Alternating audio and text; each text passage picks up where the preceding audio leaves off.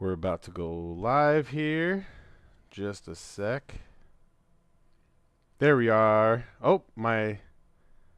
Oh, there I am. Okay. What's up, Berserkers? So, today, I want to tell you just a little bit about what's going on with my joining the Navy at 40, now 41 as of December, and some interesting things that maybe some people don't talk about that I'm going to talk to you about.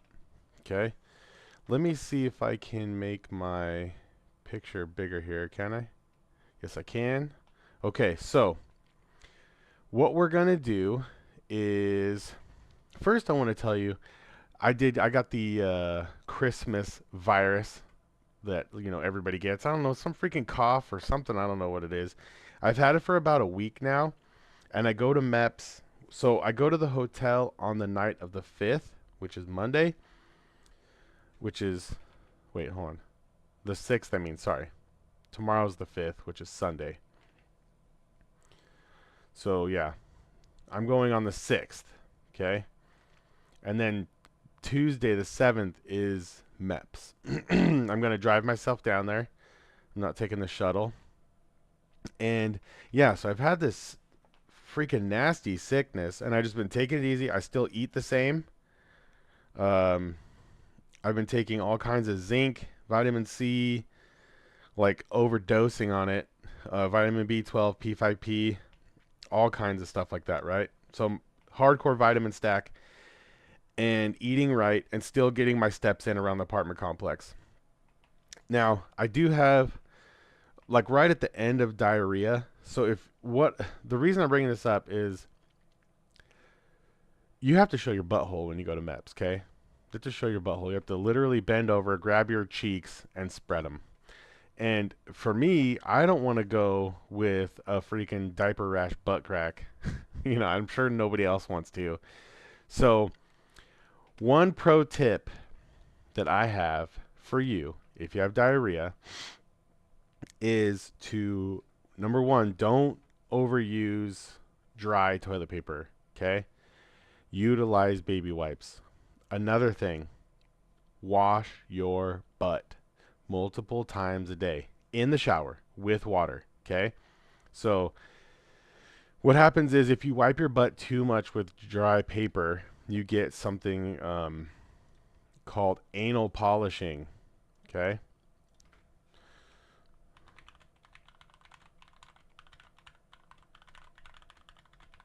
This happens to a lot of people, okay? And what happens is um, you get micro tears right here, okay? And you get a little bit of blood on your toilet paper, and people are like, "Oh my God, I'm dying! I get cancer inside."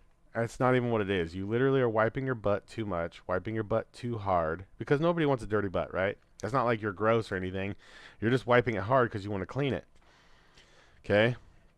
Um, we have no babies in our house. We have kids. We have no babies, and we use baby wipes. Don't flush them either. Throw them in the trash can. So what you do normally, you use a couple wipes of dry, and then you go in there with a couple of baby wipes until it comes off clean. Okay, you have to look at it. Okay, even if you use baby wipes, wash your butt in the shower. Okay, this is a pro tip, not just for like if you have to go show someone your butt crack or your butthole, but just it's a pro tip. If you can do this, and it'll help you stop from getting uncomfortable butt crack. All right, so that's what I do. That's how I prevent myself from having an uncomfortable situation.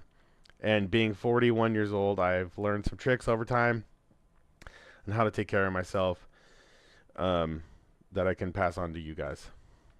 Number two, yes, get your steps in every day. You need to do 8 to 10,000 steps a day.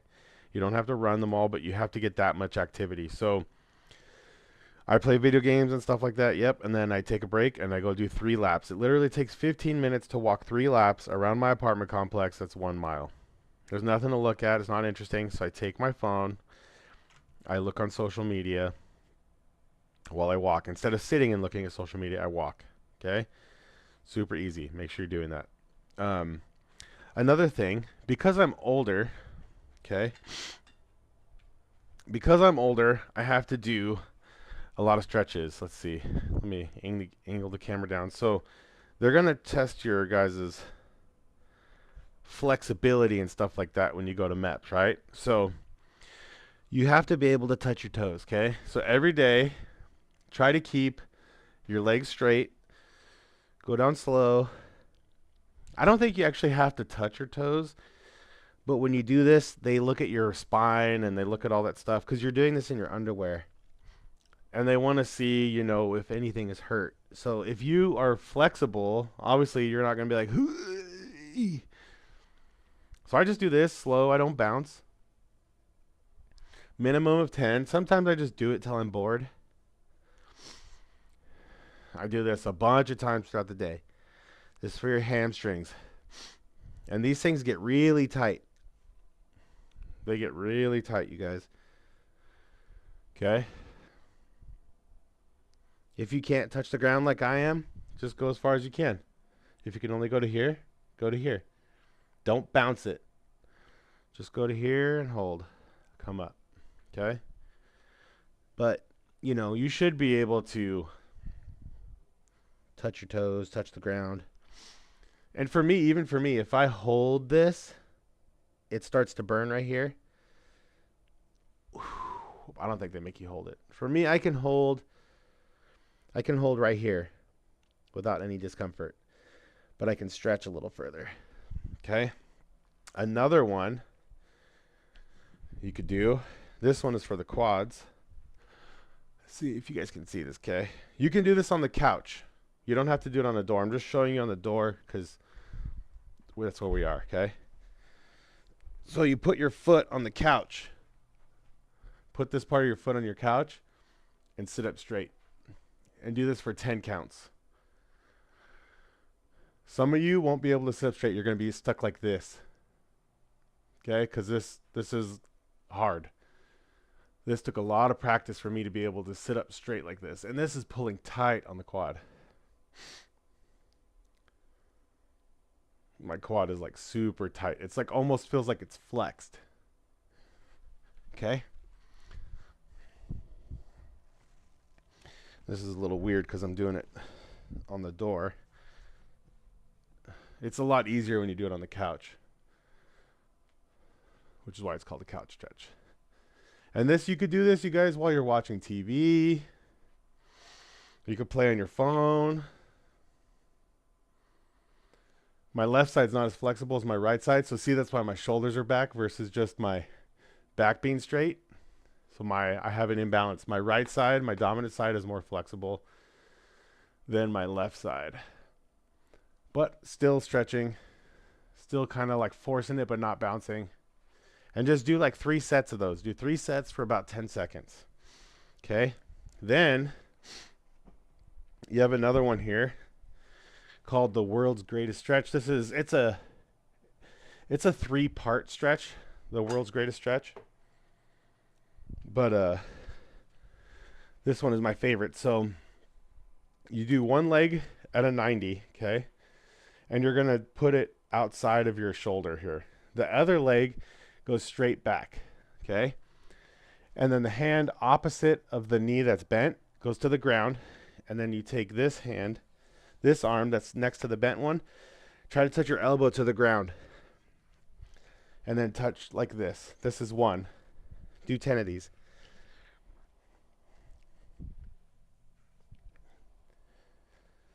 This one stretches your groin, and it stretches your hips, and it works out your core at the same time. Okay? So same thing on the other side. So the reason you put your leg outside your shoulder is because you're going to touch your arm down inside. Okay? So same thing. Elbow down, and don't rush this. Kind of do this one slow.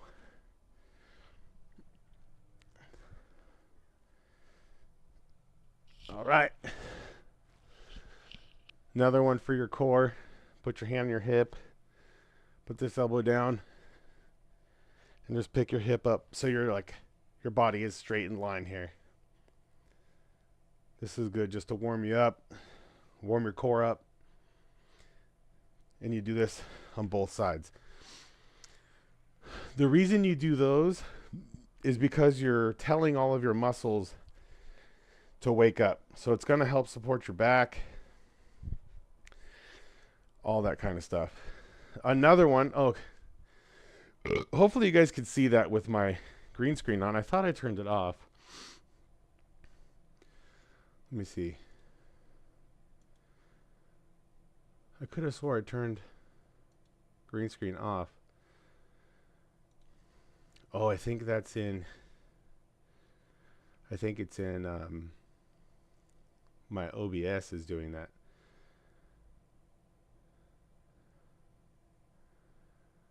Let's see. How do you do this again? Is it in filters? Oh, it's in scenes. Remove? No. Anyways, hopefully you guys can still see. Another one you could do. Dang it, you can't see it because the filter is getting rid of wall there. So it just looks weird. I forgot how to. I thought it was under filters. There it is right there. Delete. Yes. Okay, there we go. Look at me, guys. We're professionals over here. Okay. So the reason I wanted to take that off was to show you this. So this one is going to be for your shoulders. So if you're older like me, what I was doing when I was doing those leg ones, I was doing them right here on the door. Now the filter's gone. You guys can see that. So I just got down like this on a knee, put my foot up, bam. Now that you can see that, I just did on both sides. I put a pillow down so it doesn't hurt my old knees. Come up to a wall, okay, and you're going to do 3 positions. So right now I'm perfectly in line with the wall. I don't know if you could tell with the weird camera angle, okay. And I'm going to first push my elbow. I'm standing 90 degrees from the wall. Just going to stand kind of a little bit away. I'm going to push I'm 1 foot distance away. So I put my toe to the wall. That's how far I am. And I'm just going to push my elbow into the wall for 10 seconds. For 10 1,000s. Okay? And what this does, it's going to help protect your shoulder. So if you have bad shoulders or tender shoulders, like it feels like something's wrong with your shoulder, sometimes it's just a weakness in the muscles in your shoulder. Okay, so after you do that for 1 1,000, 2 1,000, like that, 10 seconds, you're going to turn a quarter of the way in. Okay, and now you're going to do the same thing, but this time I kind of push on the middle part of my forearm. Same thing. This one I don't feel as much as when I do the 90 one, but you still have to do all 3 of these. Okay, then you go a quarter away from the wall. So we did flat, a quarter turn in, and now we do a quarter turn out. Okay, this one I can feel too.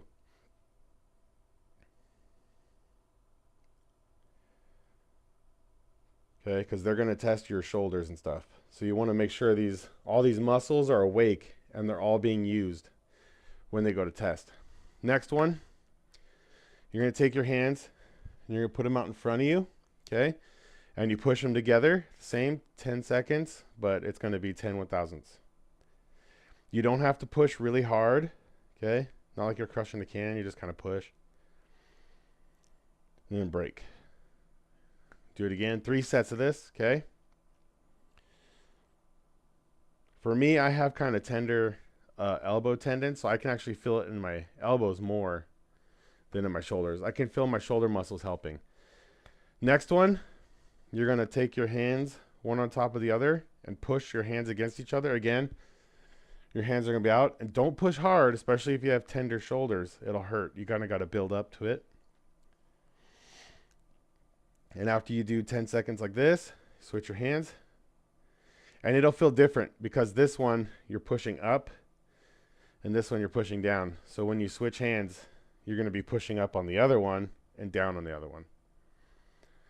Okay? The down one you don't really feel it, but the up one, when you're pushing up, you do feel it. I think because when you're pushing down, it's like here, you know, in your back and stuff like that. But when you're pushing up against weight, you can really feel it in the front of your shoulder.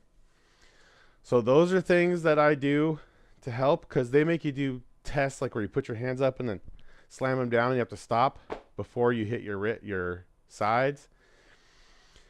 They're going to make you do a duck walk. It's like I could feel that in my hips and my low back. So I'll do all kinds of, you know, stretches to loosen those things up before I go in there.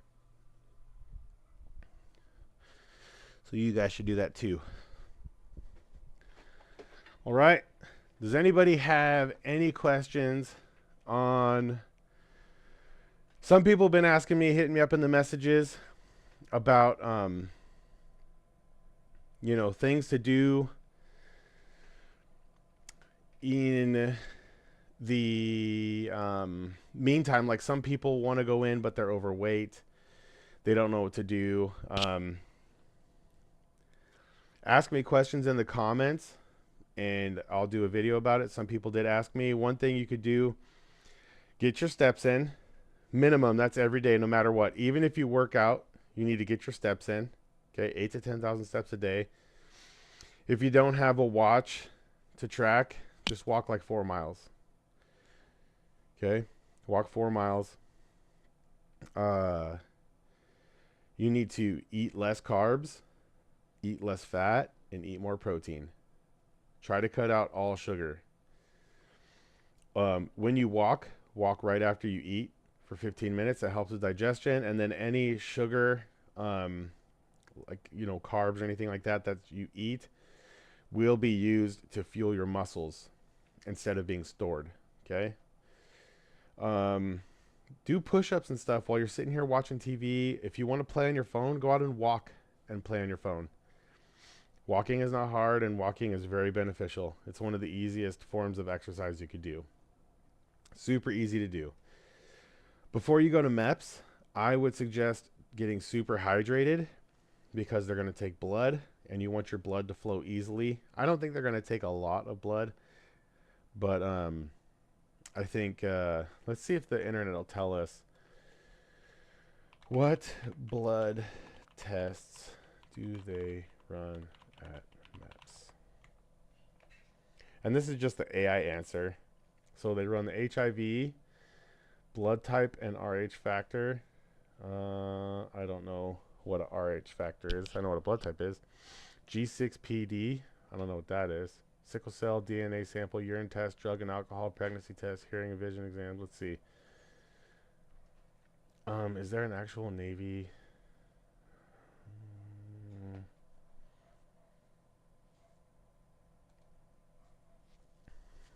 Let's see. UCMJ. Blood and urine tests at MEPS. Oh, you know what? Let me make my thing smaller so you guys can see it too. There we go. Blood and urine test at MEPS evaluate your general health, screen for disease. Blood test check for anemia, infections, and other medical conditions. A complete blood count, metabolic panel are typically part of this. So they do a CBC, complete blood count. They do them, you know, they're checking for STDs, infections. It doesn't say on here. Okay, here. So they do, I think they don't put it, but I'm pretty sure they do your A1C. So the reason that A1C is important is because if you're overweight, you could potentially have insulin resistance. Now, you can actually make, even if you're out of shape, you can make your A1C good. The A1C is your, in layman term paraphrasing, is your glucose. So it's your blood sugar over a 3-month span, because red blood cells live about 3 months. So fasted glucose, which is the instant one, like a finger prick one, they test your finger. That only tests in the morning. That's really easy to cheat. That doesn't give you an idea of how someone eats all the time. Even the A1C doesn't as well, because you only need 3 months, 3 or 4 months to fix the A1C, really. And the A1C doesn't just drop immediately. Like, it does take time. It like ticks down. It's just a snapshot in time. It's not like a long thing, but it is easy to fix if you, like I said, cut out sugar. So just switch to all sugar-free stuff. Cut down carbs because carbs turn into sugar. So cut your carbs down a lot, and then just eat more protein. Way more protein, and then less fat. The reason you do less fat is because your body doesn't have to do anything to store fat. So if you're trying to burn fat, stop eating as much fat. So eat lean meat. I'm trying to see if they have like a specific.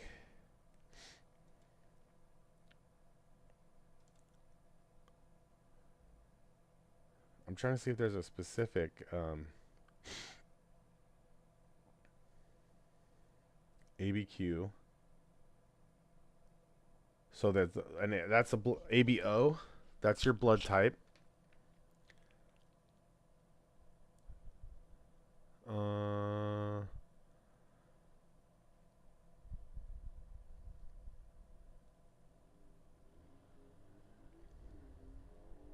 let's see what else here. CBC. It's a routine blood test that measures the levels of different components in blood, including red blood cells. So if you're the only reason I know about blood cell count is because if you have like a really high hematocrit or any of these things, it could be like weird things happening with your organs. People that take steroids and stuff like that have a really high red blood cell count and have to give like blood transfusions, or not transfusions, but donations to try to keep that down. Um, that is another thing that easily you could go donate blood and your red blood cell count won't be high. White blood cells is if you have like a lot of infection, I think. This white blood cell count will be high. Hemoglobin, hematocrit, that's one word I just said. Um, Neutrophils are the most common type of white blood cell, and they're created by the bone marrow to combat wide range of inflammatory diseases. So this is all the stuff they're checking. So they might. The reason I wanted to look is because I wanted to see how much blood they were going to take. Because just to say like you need to be hydrated, because if you're giving a lot of blood and you're dehydrated, that blood's not going to flow. It's going to be hard for them to find your vein, and the blood's just not going to flow very well. Looks like they also, yeah, right here. They want to see if you're diabetic because that is disqualifying. They're checking your kidneys. Some of these things, like your creatinine and things like that, and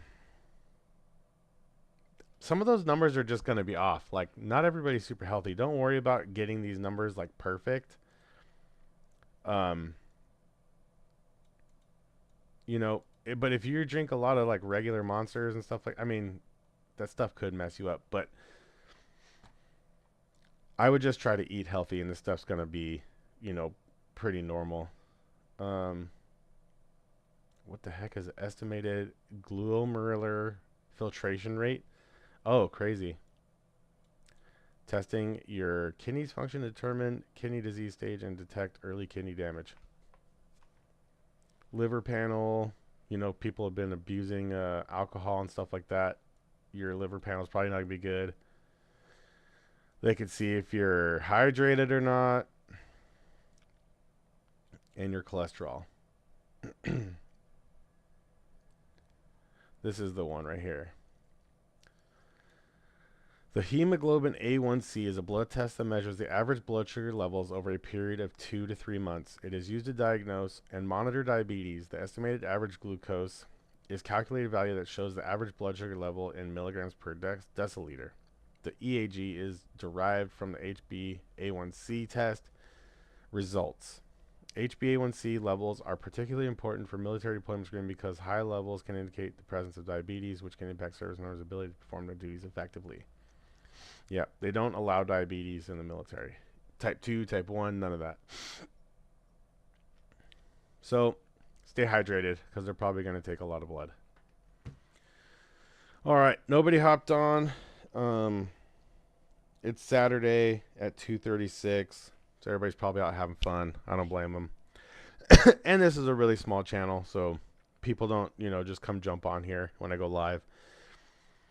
Um, if you guys want to see, you can't take your phone when you go into MEPS. They take your phone and put it in like a file storage in the Navy part. I don't know what the Marines and Army and Air Force do.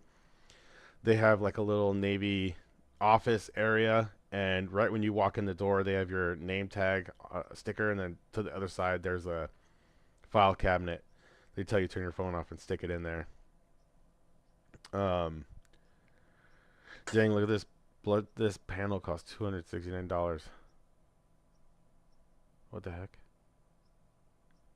Wonder why that's moving. Um, yeah, and I'm trying to think if there's anything else before I hop off. I was kind of coming on because people have been asking me questions, and I wanted to give everyone a chance to come on and ask questions on here. Um, so yeah, you can't take your phone in. I wanted to film as much as I could for you guys, but yeah, you can't take your phone in there. Um, so if everything goes well, the if I'm not disqualified for anything, which I don't, who knows what they'll find or not find. But if I'm not disqualified for anything, I'll go sit with the classifier. So the classifier in the Navy is the person that you choose your rate and choose your fate with. Um, things that happen in medical can disqualify you from certain jobs. So if you go to, let me see, I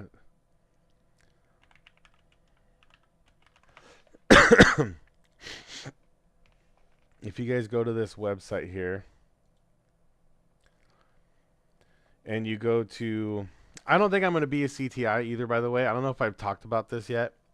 I don't think you guys that honestly, I don't think I can pass the D lab. Maybe they'll let me take it. I don't know. Maybe they'll let me take it. Um, I don't know. I think my recruiter would have signed me up for it. I told my recruiter I wasn't confident in the test, and I don't think they signed me up for it. Actually, I have my 680. Hold on, let me look at it. Let's see.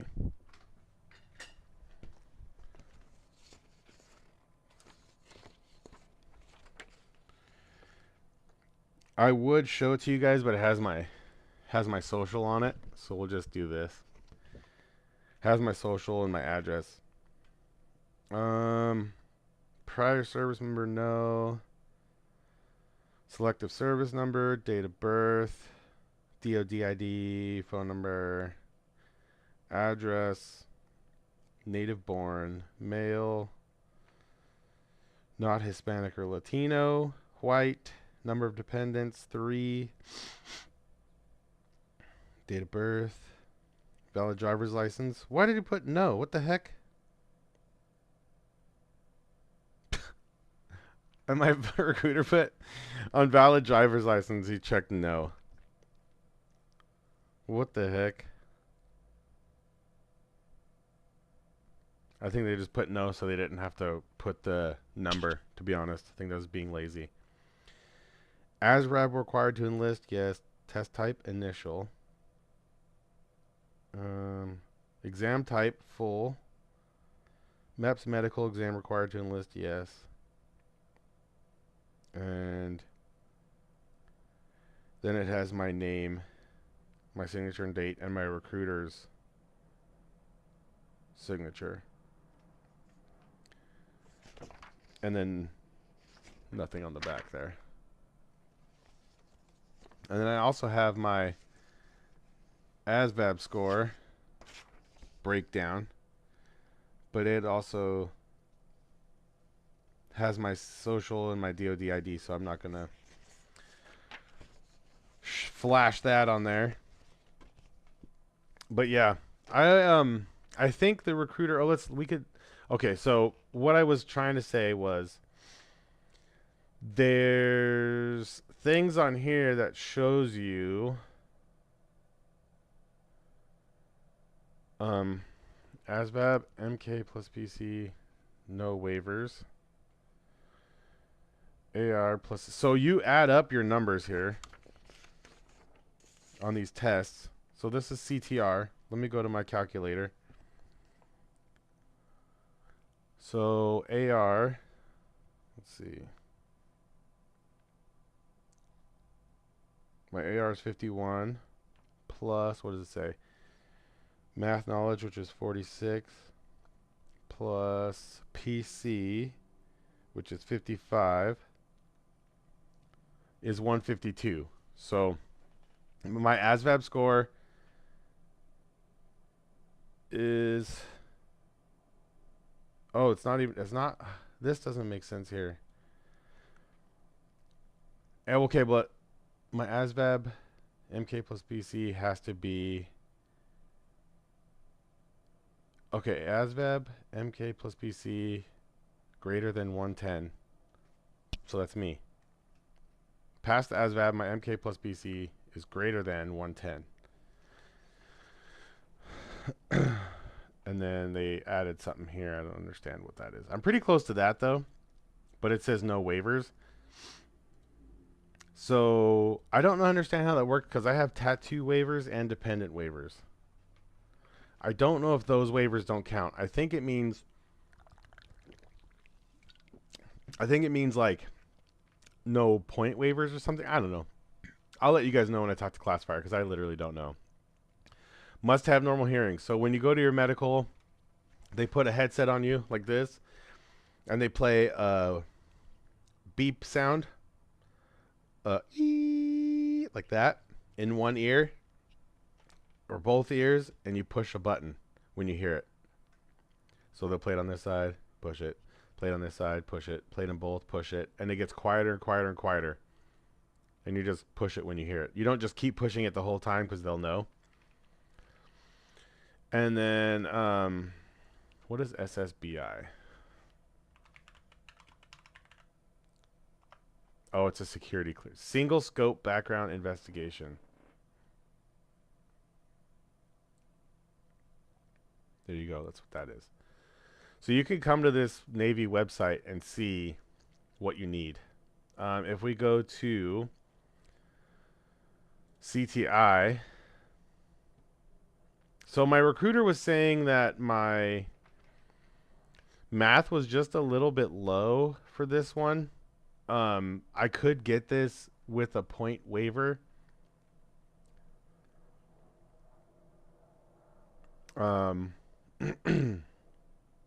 But like I said, you have to get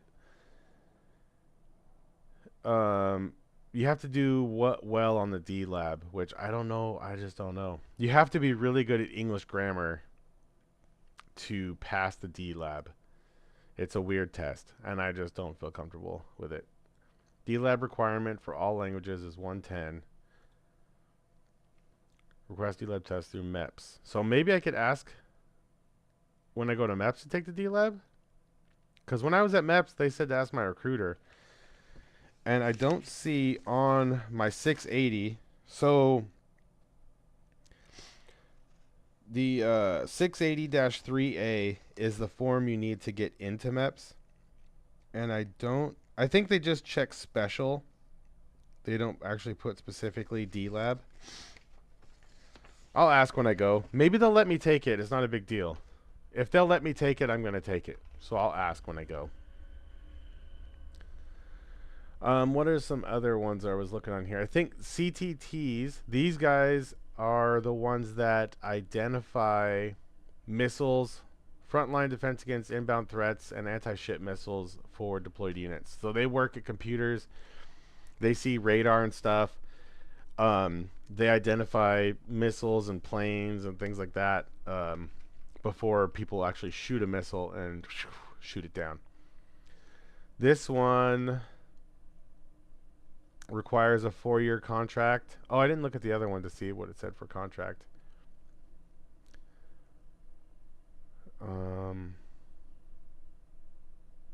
This one doesn't say. I'm pretty sure this one has to be a 6-year contract because the schooling is so long.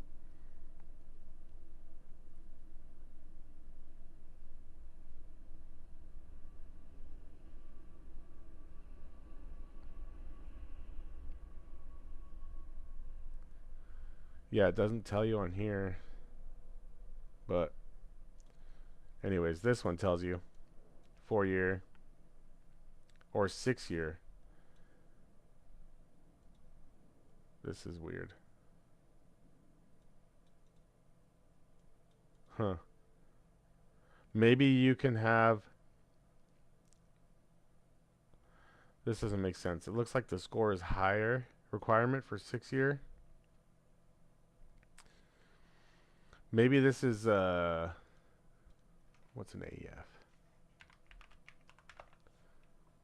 Advanced Electronics Field. Okay, that's why. So if you want to get into something a little deeper, the schooling is longer, so you have to do a longer contract. Makes sense, right, guys? This is another one that I thought was cool. CTMs are the people that work on all the physical components, perform hardware and software installation, repair of state-of-the-art electronic computer network equipment and related systems using complex test and analysis equipment, diagnostic software, hand tools, and technical publications. 72-month obligation. Isn't that only 3 years?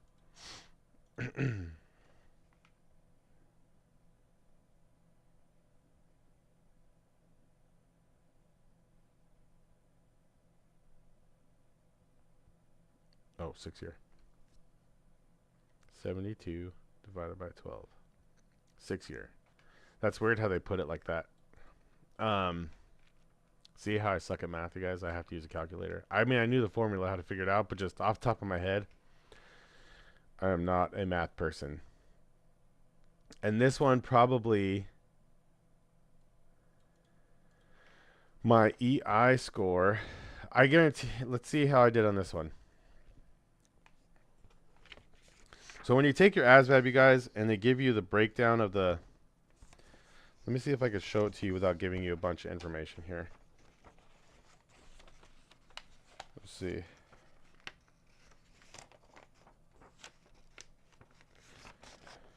See if there's anything else. Okay. This looks safe. Right here is all the numbers. Okay. So we got AR, which is going to be 51 plus MK 46 plus EI 64 plus VE 58. So me, it's 219. So again, that's only a couple points off. They're going to factor in a couple of other things like experience, how long you say you want to stay in, stuff like that. You guys, they're gonna when you're going to meet the classifier, it's almost kind of like an interview. And a couple points off, and if you're really passionate about it, it's something you really want to do, and you already know about a lot about the job and stuff, they're gonna, a couple points off, I don't think they're gonna give you a hard time. Here's another thing. Must have normal color perception, because when you're looking at wire diagrams and things like that, they're gonna have really small lines with color coded wire and stuff like that. So you gotta have normal color perception, normal hearing. And then all of these CT jobs require an SSBI. And this one obviously has longer training, so 72-month obligation. IS is another one that I think is cool. This one, so this one, let's see. This one has different requirements. Let's see how close I am to this one, okay? So we got VE is 58 plus AR of 51 plus MK 46 plus GS 55. So I'm at 210 on this one. It says no waivers authorized, so I don't know if that means I can't get a point waiver. I don't know. Let's see. Qualifying sales wishing to request forced, lateral, or packed conversion, please. This is for people, I think, like in or something like that. Yeah, that's not for like new people. And have to get top secret SCI clearance, SSBI, tier 5 investigation. And then this is another part that's interesting too. Applicant must be a U.S. citizen and not dual citizen. Applicable dual citizen, please contact the IS and listed community. Applicants meet family members. If foreign nationals should be from countries on the ICD 704 low threat country matrix. So I was previously married to a Chinese person a long time ago, to a Chinese lady. I don't know if that's going to mess with my background check or not. I hope not. But it could. It very well could. IT is another one. I mean, I work on computer stuff. I like building computers. I built this computer that I'm streaming on right now. I've built multiple computers. IT plus SG 4 year. So there's like different levels of this. You see, I think it's like air traffic control stuff.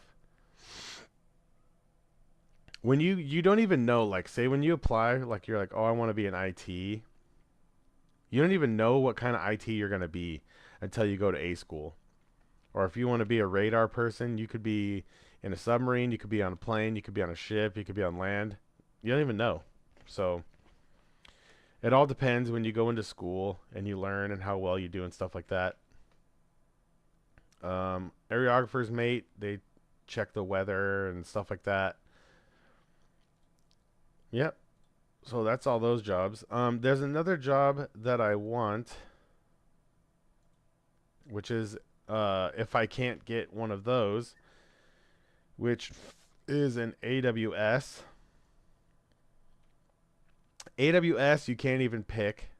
You could say you want to be a helicopter crewman. They're going to pick one of these for you when you go to the A school.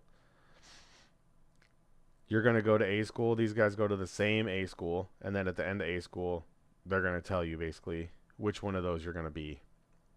Qualifications. You could see right here what your qualifications have to be on the ASVAB. So that's, again, the benefit of taking the ASVAB and asking for your records there. And then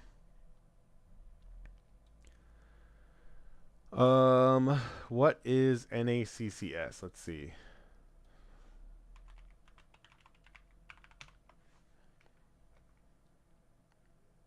National Association for... No, that's definitely not it.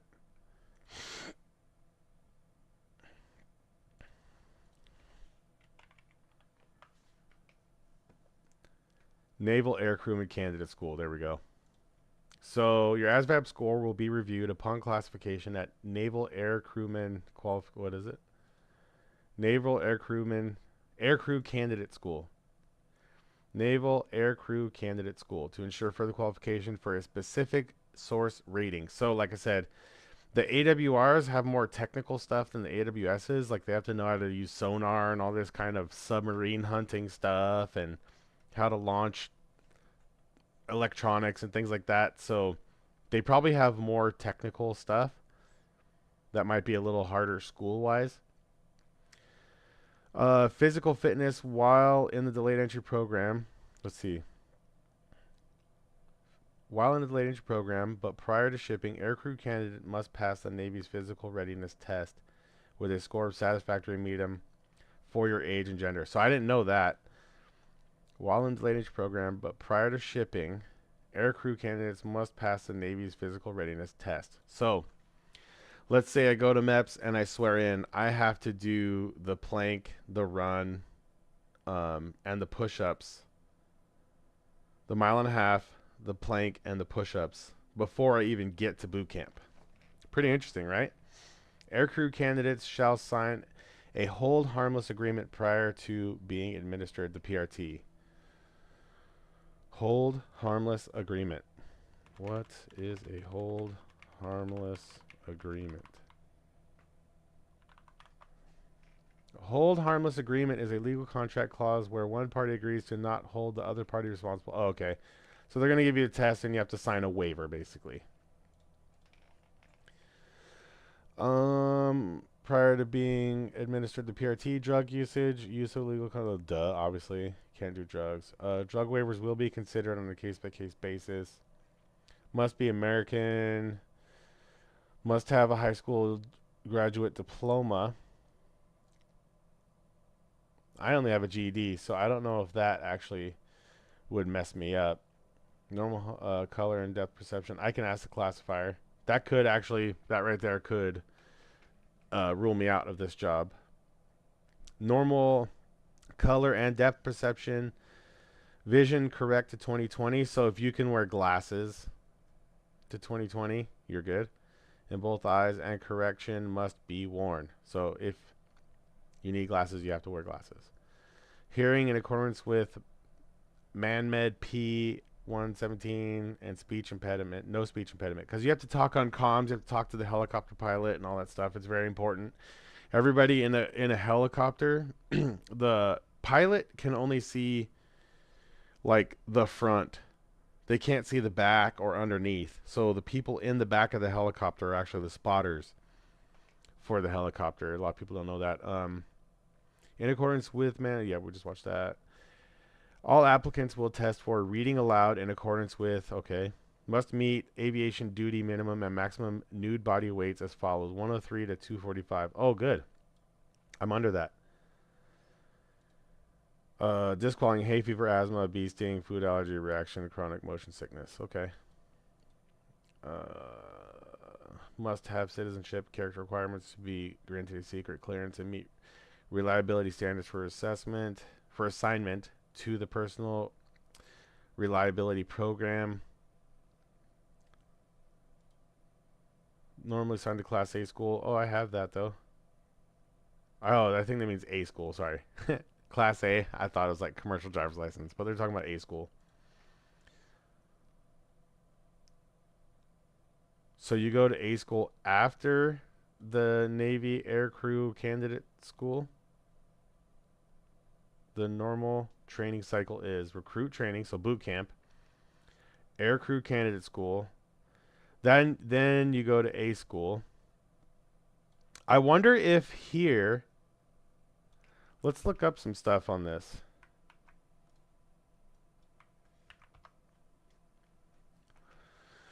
So physical training, medical training. Oh yeah. I guarantee this is low key kind of hard. I think this is like a mini Navy SEAL thing.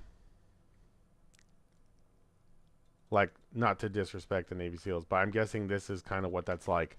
They're gonna like make you do hard stuff, you know, swimming in the pool a lot, learning CPR and all those kinds of things.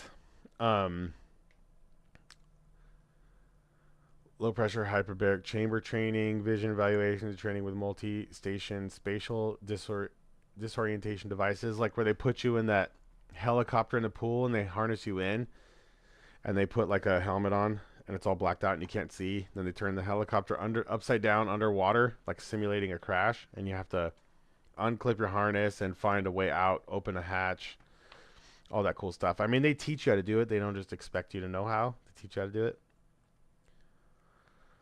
Super cool. Yeah, I wonder if the high school diploma thing would mess me up on that. Another one I want to do. What else did I have on my list? So this is just going, obviously the CTs were my top. So information warfare is my top of the list. This is going to be next on the list for me. Then I don't think they have RP on here. Yeah, they do right there. It's under administration. RP. I don't know exactly after AWS. I don't know where these rank for me, to be honest. RP is one. Let's see if I can qualify for it. VE plus MK. Let's see how I do. VE plus MK. 104. Look at that. I'm off by 1 point. Pretty sure they're not going to sweat me on that, you guys. Let's do plus CS. Plus CS. Oh, there's no CS on here on mine. That right there, I don't have that one. I have GS, but not a CS. I don't know what that means. High school diploma or GED, that's good. Security clearance. This is not a top secret. This is different than the information warfare ones. See a recommendation with emphasis on moral character. They're probably going to interview you. No NGP or civil convictions. I have no criminal record at all. Interview recommended by Navy chaplain. Yeah, so they're going to interview you a couple times for this one. No speech impediments and the ability to write effectively. Complete at least 30 days on the job training under supervision of chaplain. Interesting. Very interesting. Another one I want to do, and these are just going down the list. I think one would be an MC.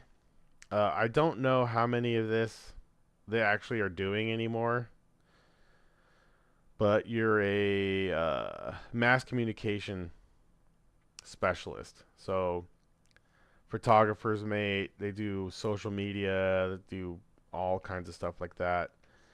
I hear this is a really hard one to get into because so many people want to do it. So,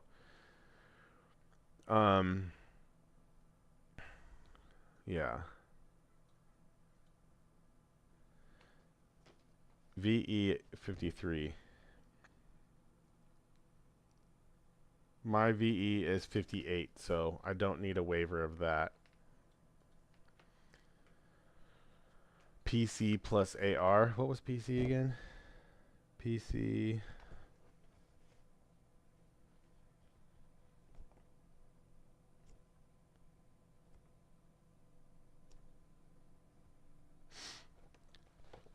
So my PC plus AR is only 106. But my VE is over that, so I don't know. Eligible for security clearance because you're going to see a lot of top secret stuff. 60-month obligation.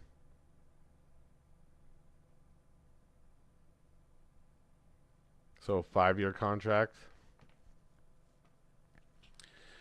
This seems like a really fun job to me.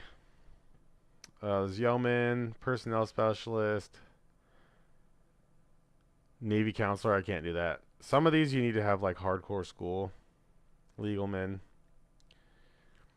I think if I couldn't do one of those, I probably,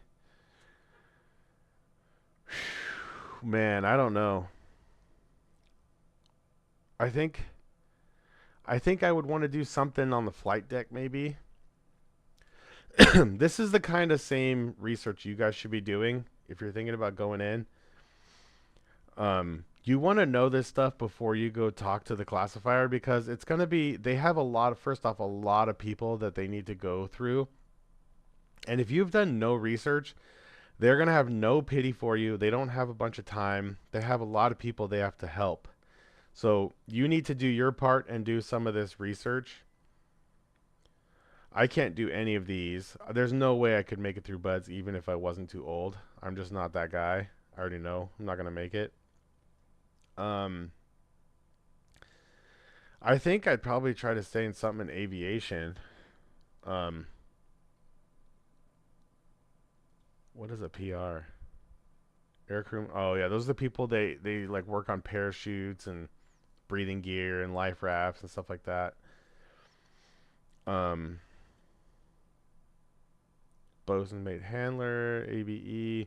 I do kind of like the guys that do like the hand signals and stuff, and they're like taking the planes off and land in the planes and the helicopters. I think that's pretty cool. That job looks sick. I don't know. I like those hand signals and stuff like that. I think that's tight. And it's, exciting job. Pretty cool insignia too. Yep. So I think I can't remember which one it is. Which ones are the ones that do that? I don't want to be one of those.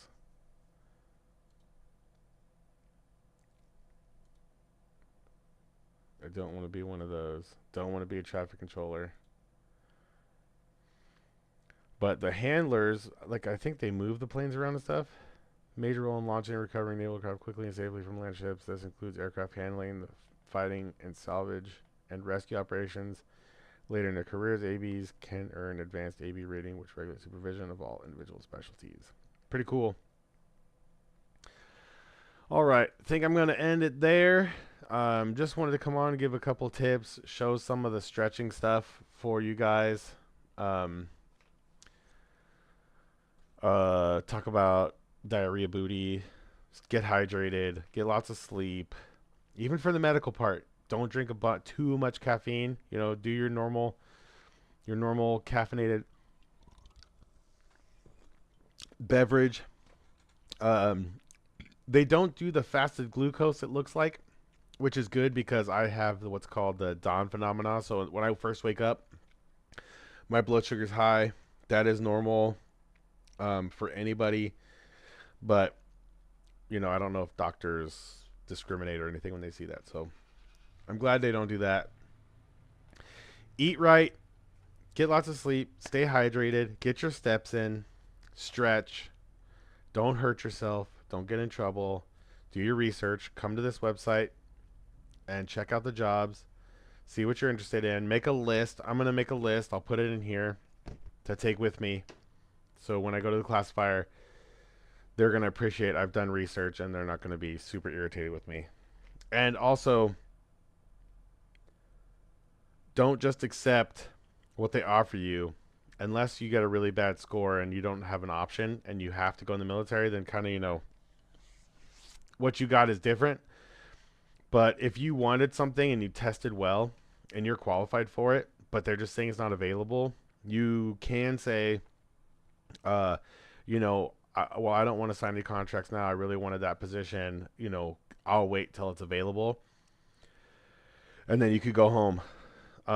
If you're like me and you're running out of time because of my age, I don't have a lot of time to play with that. So it'll be interesting to see what happens to me when I go in there. We're gonna go through it together. I will let you guys know Tuesday after ASVAB. I'll give you guys an update. After I call my recruiter and call my family and all that, we'll let you know how it went. Pray for me if you do that. That everything goes well, and we'll see you guys later. Peace.